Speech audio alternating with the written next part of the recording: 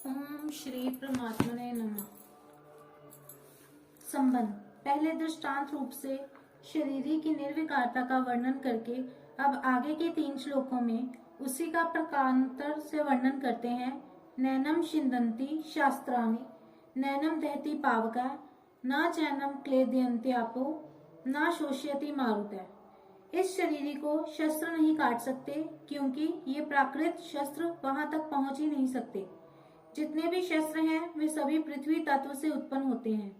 ये पृथ्वी तत्व इस शरीरी में किसी तरह का कोई विकार नहीं पैदा कर सकता।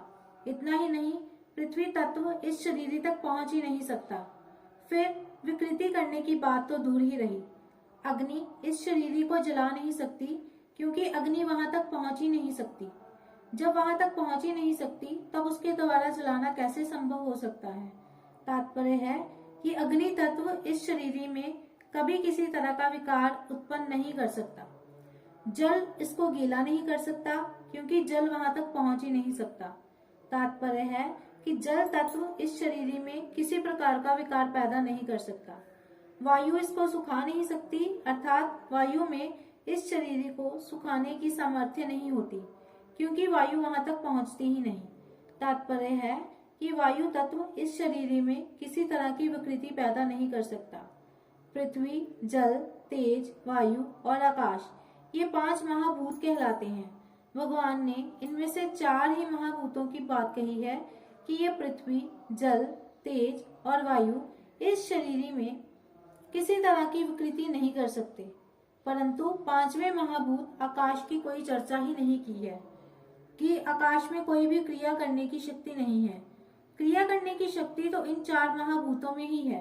आकाश तो इन सबको अवकाश मात्र देता है।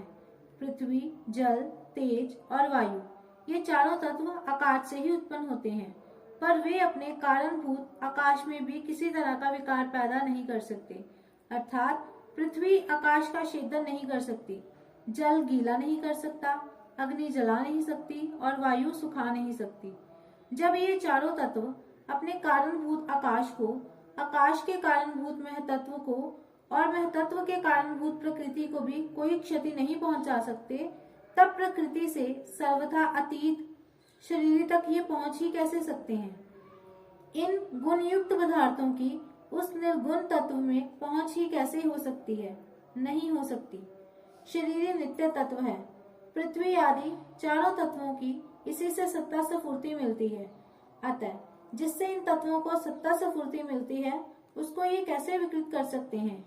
ये शरीर सर्वव्यापक है और पृथ्वी आदि चारों तत्व व्याप्य हैं, अर्थात शरीर के अंतर्गत हैं। अतः व्याप्य वस्तु व्यापक को कैसे नुकसान पहुंचा सकती है।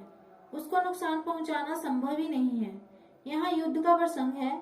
ये सब संबंधी मर जाएंगे, इस बात को लेकर अर्जुन शोक कर रहे हैं। अतः भगवान कहते हैं कि ये कैसे मर जाएंगे, क्योंकि वहां तक अस्त्र शस्त्रों की क्रिया पहुंचती ही नहीं। अर्थात शस्त्र के द्वारा शरीर कट जाने पर भी शरीर ही नहीं कटता, अग्न्यास्त्र के द्वारा शरीर जलने पर भी शरीर ही नहीं जलता, वरुणास्त्र के द्वारा शरीर गल जाने पर भी शरीर ही नहीं गलता, वायव्यास्त्र के द्वारा शरीर सूख जाने पर भी शरीर ही नहीं सूखता।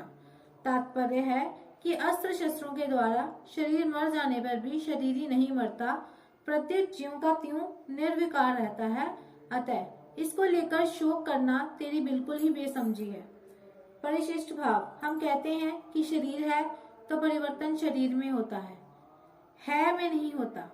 जैसे काट है तो विकृति काट में आती है में नहीं आती। काट कटता है नहीं कटता। काट जलता है नहीं जलता।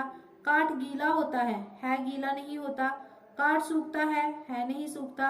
काट कभी एक रूप रहता ही नहीं और है कभी अनेक रूप होता ही नहीं।